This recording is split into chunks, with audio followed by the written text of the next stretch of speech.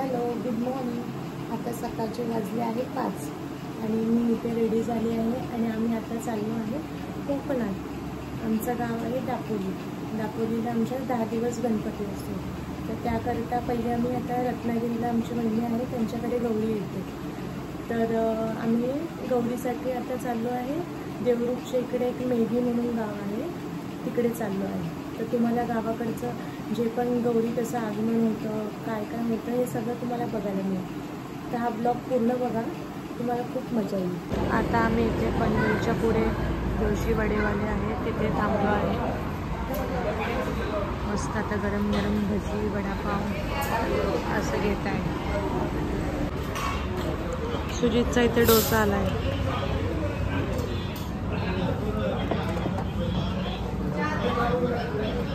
वडा बघा किती छान आहे, मस्त ग्रीन चटणी आणि लाल चटणी पण आहे सोबत. आणि त्यानंतर आम्ही परत मागवली भजी, म्हणजे कांदा भजी. योग्य होती कांदा भजी, पण खाल्ली आम्ही.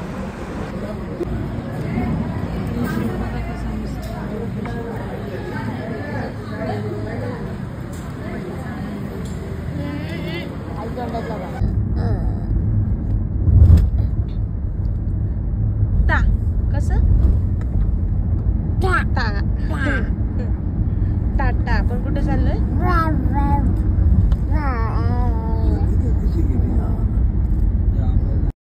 मग आम्ही निघालो आणि वाटेत मस्त पाऊस पडत होता आणि कोकणात तर सगळीकडे हिरवळ पसरली होती आणि पाऊस पण मध्ये येत होता, मध्ये जात होता. खूप छान वातावरण होतं. मस्त पाऊस पडतोय. वरती सनरूफमधून पण दिसतंय बाहेर बघा किती छान. मस्त डोंगर आणि जंगल छान वाटतं मला. आणि इथे आम्हाला छोटासा वॉटरफॉल दिसला. आम्ही खूप मस्त गाणे ऐकत जात होतो, पण मी आता इकडे गाणे प्ले नाही केले, कॉपीराईट लागेल म्हणून. पण आम्ही खूपच एन्जॉय केलं आणि लहान मुलांनी पण खूप एन्जॉय केलं. इथे तक्षू ना खूप मजा घेत होती.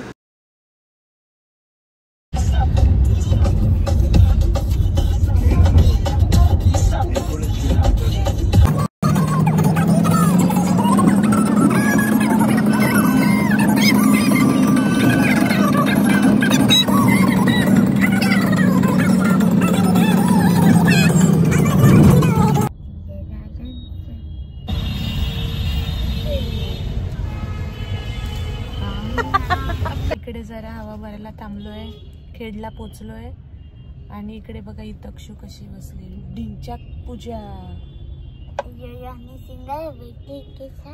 इथे बघा रियांश पण बसलाय. इकडे शिव झोपलाय मस्त. आणि दादा वहिनी थोडं सामान राहिलं ते घेण्यासाठी खाली उतरलेत आणि आम्ही तोपर्यंत हवा भरतोय.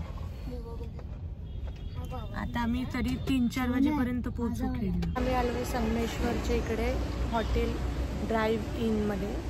तर आपण बघूया कसं काय होतंय जेवण. आम्ही आता पोचलो इकडे. आता गौरी आणायला जायचं आहे, पण इथे अजून काही गौरीचं कोणी अजून आलेलं नाही, त्याच्यामुळे मला वाटतं उशीर होणार आहे. तर आता आम्ही इथे सगळं जंगल असल्यामुळे आणि शिवसोबत आहे म्हणून आमचा विचार आहे की आता आम्ही साखरपा म्हणून थोडंसं मोठं गाव आहे, तिथे आम्ही राहणार आहोत. कारण की इथे जंगल असल्यामुळे ते सापाची, बिबट्याची अशी भीती आहे. त्याच्यामुळे आम्ही आता चाललो आहे साखरप्याला राहायला. उद्या सकाळी माझं ओवसा आहे, ते करण्यासाठी आम्ही पुन्हा इकडे येऊ. इथे बघा आली तक्षू. आता तरी गौरीसाठी आम्ही थोडा वेळ वाट बघणार आहे. हे सगळे गावकरी एकत्र येऊन हे गौरी आणायला जातात विहिरीवर, पण अजून कोणी आलेलं नाही. आणि इथे खूपच जंगल आहे, आजूबाजूला काहीच घरं नाही आहेत लांब लांबपर्यंत. त्याकरता आम्ही जाण्याचा विचार करतो. थोडा वेळ वाट बघू, पण त्यातूनच नाहीच जमलं तर मग आम्ही जाऊ. मन झालेलं नाही आहे, जागरण झालं नाही आहे. इकडे अशी चिऱ्याची घरं असतात.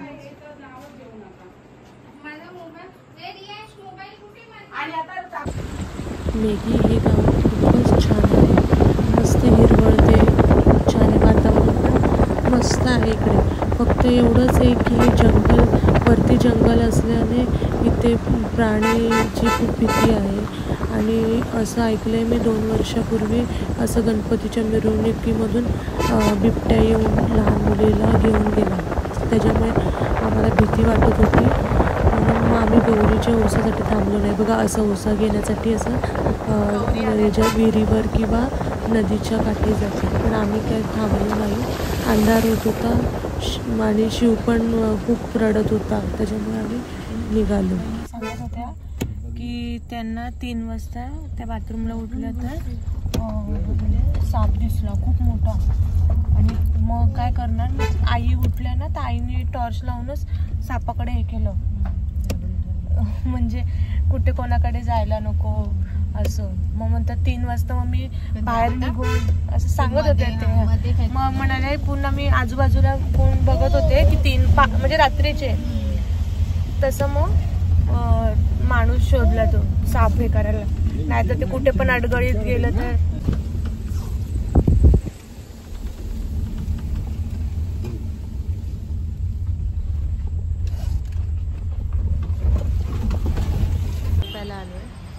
साखरप्याला इथे खूप छान घर पण मस्त आहे आणि एकदम रोडटच आहे. हा रत्नागिरी आणि आंबा घाट लागतो ना कोल्हापूरमधला, हा रस्ता तो हायवे आहे आणि या रस्त्याचं अजून काम चालू आहे. पण रस्ता बघा किती उंच आहे आणि घर खूप खाली आहे, पण खूप छान वाटतं, मस्त. मी इथेच माझा व्हिडिओ एंड करत आहे. उद्या माझा ओसा आहे आणि ओसाचा वेगळा ब्लॉग येणार आहे. तर तुम्हाला जर माझा हा कोकण ट्रिपचा छोटासा ब्लॉग जर आवडला असेल तर प्लीज लाईक करा, कमेंट करा, सबस्क्राईब करा आणि शेअर करा. थँक्यू.